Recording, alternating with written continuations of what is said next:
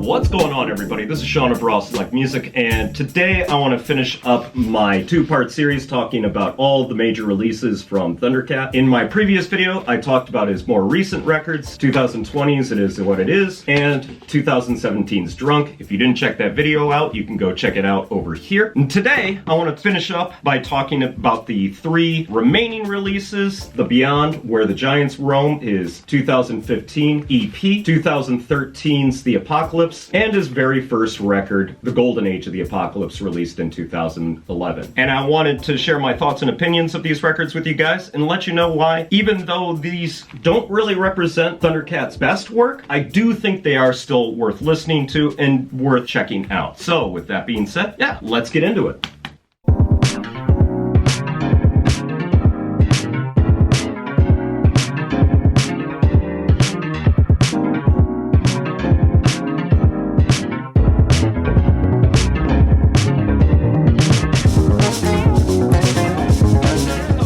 Talk about The Golden Age of the Apocalypse, released in 2011 on Brainfeeder Records. The reason I wanted to talk about this one first is I think by exploring this record, you kind of get an idea of where Thundercat's music would go in the future. Because a lot of the musical ideas that he planted on this record would pop up in a more refined form on all of the releases that came out after this. On this record, it really doesn't seem like Thundercat is nearly as confident and nearly as sure of himself as he would be on his future releases, and thusly it really feels like he's still sort of playing around with all the different musical influences and the way that he wants his music to come across. As such, there's a bunch of different genres that pop up on here. There's a little bit of jazz, there's a little bit of electronic music, there's a little bit of instrumental hip-hop or just straight up hip-hop, there's a little bit of boogie funk, and a whole host of other different ideas that really don't seem to have any connective tissue, and it really feels like this record just goes in a million different directions. The one thing that really stands out about this record more than his other releases is this is probably the most instrumentally focused of all of his records. There are vocal tracks on here, but there are quite a few just straight up instrumental workouts on here, and they end up being some of my favorite tracks. Tracks like Fleer Ultra, It Doesn't Matter to You, and Golden Boy, all instrumentals, all really cool, especially Fleer Ultra, which is this really fast flying funky track, and it really feels like the progenitor to a lot of what Thundercat's music would sound like in future releases. The one thing I really do feel like this record is lacking is strong material. In all honesty, I think this is Thundercat's least memorable record. I don't really remember it all that much after I've finished listening to it, and even before I went into this review, I went back and listened to it again. And while I enjoyed my time listening to it, at the end of the day, I don't feel like this stands out as Thundercat's strongest material. I think it's a great curiosity, and it's an interesting record to listen to kind of hear the evolution of Thundercat's music. But in all honesty, this is probably Thundercat's least essential record. Not bad by any stretch of the imagination. Like I said, it's enjoyable to listen to for sure, and Walking still remains one of my favorite Thundercat tracks, probably mostly because it was the track that introduced his music to me. But as it stands, not a particularly great record. It's a promising debut album from an artist that was just starting to make a name for himself, and if you really want to hear how Thundercat's music has evolved over time, give this guy a listen. Definitely, at the very least, stream it and check it out for yourself. But like I said, probably the least essential of all of Thundercat's records.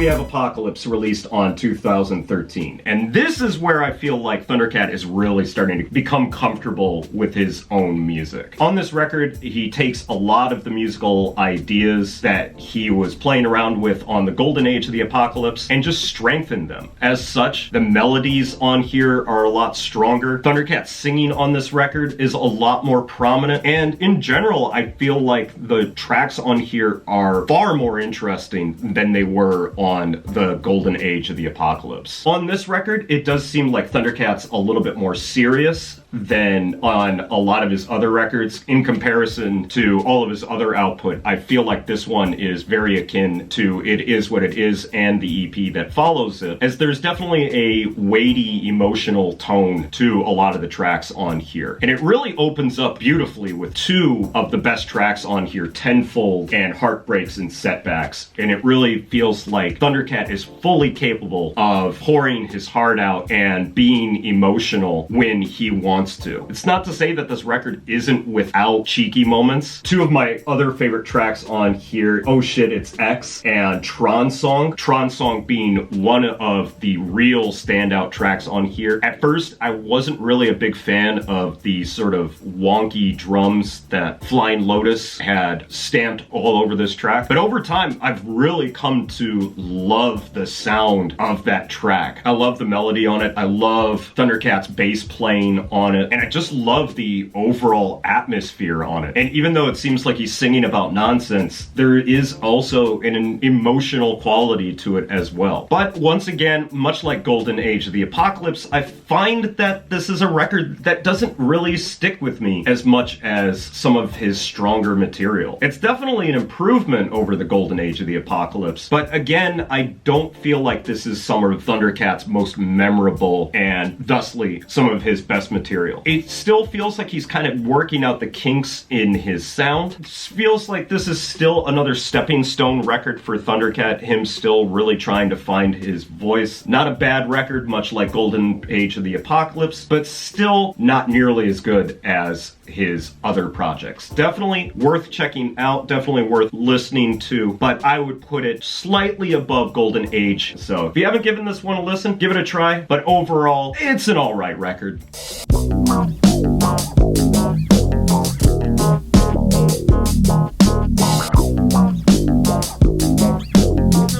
We have his mini LP, EP, whatever, The Beyond Where the Giants Roam. This record, I think, represents the biggest switch up in Thundercat's music. Whereas Golden Age of the Apocalypse and Apocalypse both hinted at his maybe inclination to move into a more band-focused sound, it really feels like this record he went all in. And aside from him using drums from a classic, easy-to-recognize sample for the track, Them Changes, the majority of this record feels very organic and definitely feels more like he's playing around with a band. And also it feels like he's pushing more into the realm of modern jazz with this record and putting the electronic hip-hop focus of his music and pushing it into the background. In terms of overall sound, this is probably Thundercat's least fun record. There's a very, very dark tone to pretty much all of the tracks on here. And in some ways, they feel very introspective. Going back to Them Changes, it really, even though the lyrics on the song are fairly simplistic, there's a directness to that song that I just absolutely find compelling and definitely makes it one of my favorite Thundercat tracks. Other highlights on here include Song of the Dead, which is a great way to kick off the record. There's a creeping menace to it that I really, really like. And I also really like the mini epic that is Lone Wolf and Cub. Somehow Thundercat has managed to take a classic Japanese story and turn it into this emotionally fraught mini jazz epic, and it really features some of the best and tightest musicianship on here. I really think this is one of the best tracks on the record, and pretty much that run of 3 tracks are the best songs on here. The one thing that I do find is that it feels like it could be so much longer. At 6 tracks and only at 18 minutes, there's so much potential in the sound that he's going for on this record, and I kind of wish Thundercat would have spent more more time and made this a much longer record. And considering the first opening track on here is just a tiny little introduction track, it'll probably get skipped by most people on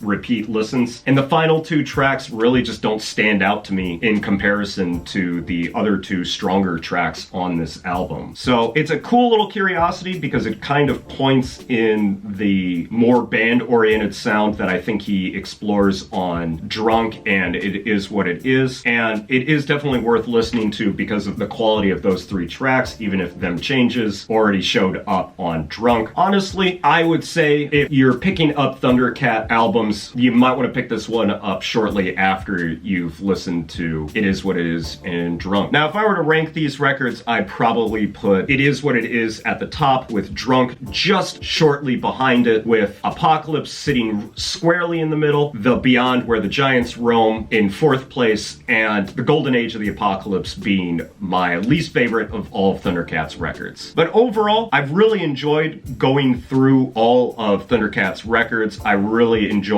the auditory journey of hearing one artist's sound evolve over time. And I really recommend that you check out all of Thundercat's releases if you haven't. So with all that being said, yeah, any of these Thundercat records, if you haven't listened to them yet, definitely do so. Definitely check out these two right here. And yeah, that's pretty much all I have to say about it. So that's going to be it for me today, guys. Thanks as always for watching. If you've listened to any of these records, let me know what you thought about them down below in the comments. If you want to hear any of these records for yourself, please head over to my WordPress or Steemit blogs, because that's where I'll be posting musical links to any of the records that I talk about on this channel. Please head over to my Mixcloud, where you can check out Raw Select Radio, the audio component of this YouTube channel, and definitely be on the lookout for more live streams on YouTube, as well as archives of the live streams that I've been doing over on Facebook. Links to everything, as always, down in the description. But that's going to be it for me today, guys. Thanks as always for watching, and I will catch you in the next video. So until then, peace out!